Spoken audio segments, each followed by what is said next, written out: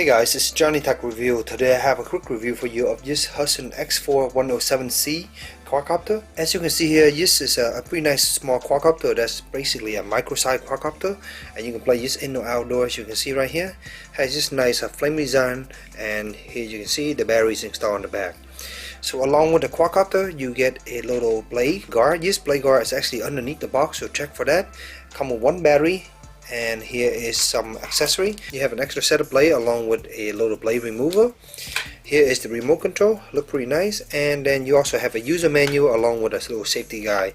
This user manual has a lot of information, so make sure you read this before you start using it. Of course, anyone wondering, this is a pretty small size, so you do not have to worry about drone registration with this little quadcopter. So here's the unit again. As you can see, pretty small. There's my hand, had a medium-sized hand that can give you an idea right here. The blades on these are pretty nice size, and as you can see here, they're a little bit dirty from me crashing into the grass and trees, but you can see here, works pretty well. It actually bent the blade a little bit, and I bent it back, and it seemed to be doing okay. You have a 4 LED light here that will indicate the various different status. They have red and green, and it will also blink rapidly when you run out of batteries. If you flip the unit over at the bottom here, you can see there is some information, but up front you have actually a camera.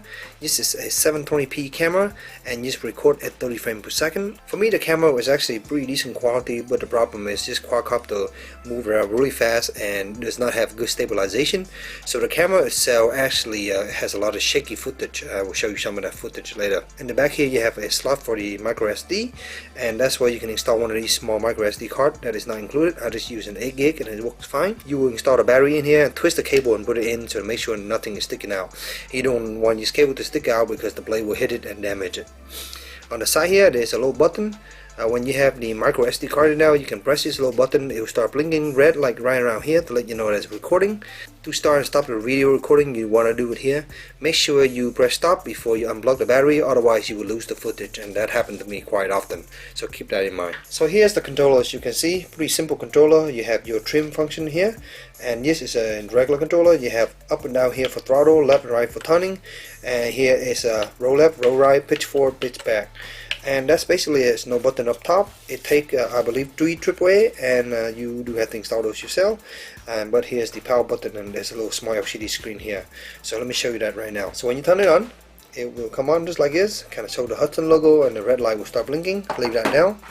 You can plug in your battery just like this. Basically have the cable across from each other, so just push that in. And then you can just push this guy in here, and you will hear it beep and kind of made up. You do want the throttle to be down like this when you do this. You can see, and you hear the beep, and it's ready to go, and now it's solid and it's ready to go. So with this, you want to twist this cable and kind of stick it in now and keep it down. This way it doesn't come out, and it will stay down just like that. And in my usage, it never really did come out, even with a crash, so that works pretty well. As you can see right here, if I give it a little bit of throttle, you can see it will start taking off, and it works pretty well. Remember, you do have to start recording from that unit, and there's no button here to restart recording. But you can see, if you press on your stick right here really quickly, it will go to export mode.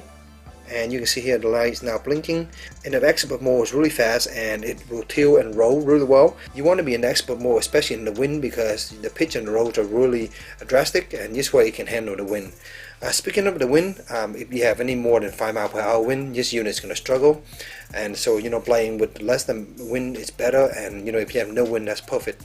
Playing this indoor is pretty fun, and you can see here the light will come on solid like this. When the light start blinking, that just means that it's run low on battery, and you do want to take it in. Other than that, you have some other option. If you push your stick down here for 2 seconds, you will get into this kind of like a throttle response setting, and in here you can change how much throttle you have by adjusting this throttle. So if I adjust right now, it's in the off, and if I want to give it more, I can give it here, as you can see, all the way up to 5 level, I think. So on here is the maximum level G, even with the off, barely touching it, give it power, so you can kind of give it more sensitivity. So of course you want to leave that on normal, you don't want it to go that high. And there's the bar right there, will kind of tell you how much it is. You can adjust all these different direction here with just by moving your stick around, and that will move it to a different stick, and you can adjust the sensitivity. There's also a reverse stick setup, and you can read a menu on how to do that. So flying this unit is pretty fun and pretty simple to fly. It's pretty stable in general. If you want it to be safe, you want to install this little blade guard here. You have to take the blade off and just put that in, and then put the blade back on. But I didn't use that at all. I'm used to just flying without the blade guard, and it's pretty fun. I crashed it into the tree once and got stuck, but I did able to get out because it's pretty small, so just be careful with that. It is very susceptible to the wind, so if you have a decent amount of wind, that's going to be a problem. So if you're interested in a really nice camera, this might not be the version for you, but if you're looking for speed, cheap, and easy replacement battery, this is pretty good. These batteries are pretty cheap. You can get like a 3-pack for like $10, something like that, and so you can get a lot of these flight time. Speaking of battery, take about an hour and a half to charge this battery, I believe, and I have this little charger here, which you can buy extra, but it's on Amazon. You can buy this little charger, and this one here will let you plug up to 4 batteries, and they actually come with the 4 batteries, so you can have 4 batteries, and each of them will last about 7 to 8 minutes. On a good non-windy day, you get about 8 minutes. If it's windy and you're using the camera and stuff, you might get less time than that, but expect between 6 to 8 minutes, I would say. As far as the range on this quadcopter, I got roughly over 100 feet on this quadcopter, so it actually is pretty far, and when you fly quadcopter, when you go that far, it's really hard to see, so to me the range is not really a problem on your small quadcopter. So that's pretty much my quick review of this Hubsan X107C model.